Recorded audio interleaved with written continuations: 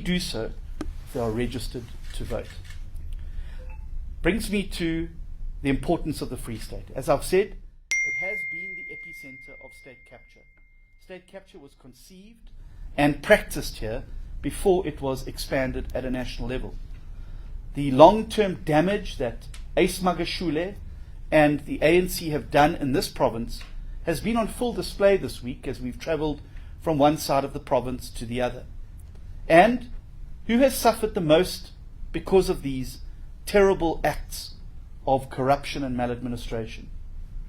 It has been the people of Pudaja Harbour, who now have to look over factories that have shut down and jobs that have long gone.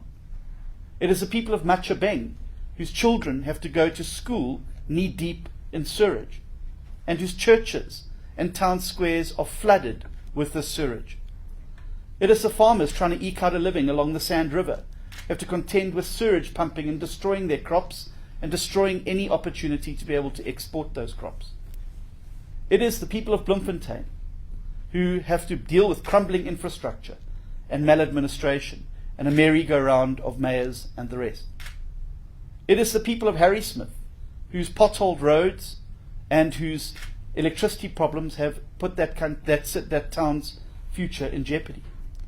It is the thousands upon thousands of rightful beneficiaries of land reform programs that have had the opportunity stolen from underneath them as they've been redirected to connected cadres and the like.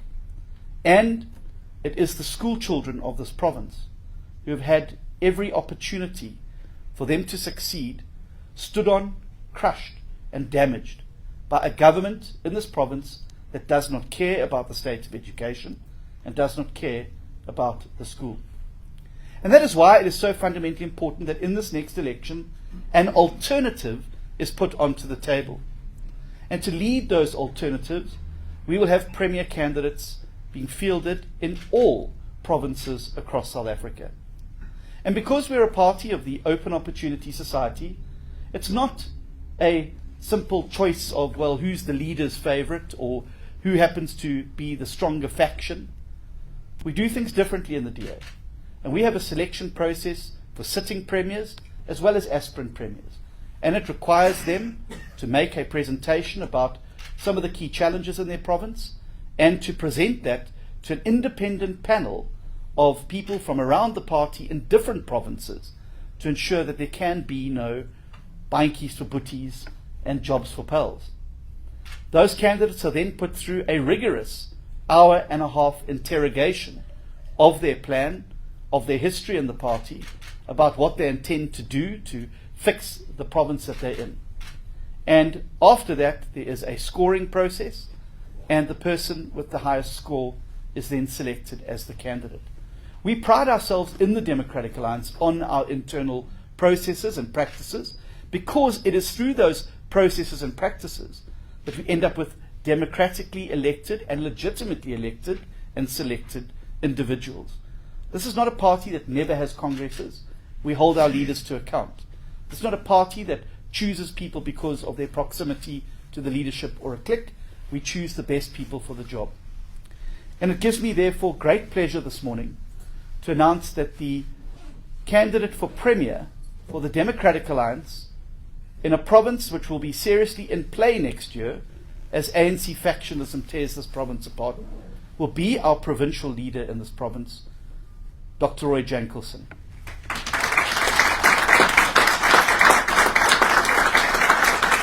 Let me say, I have known Roy personally for over 20 years.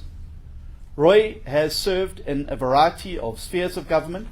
He was in the National Assembly, but chose to return to the Free State because of an undying passion and commitment to the people and the future of this province. The passion for the Free State and its well-being, as well as the well-being of all of its people, shines through in all of the work that Roy and the team do here in this province.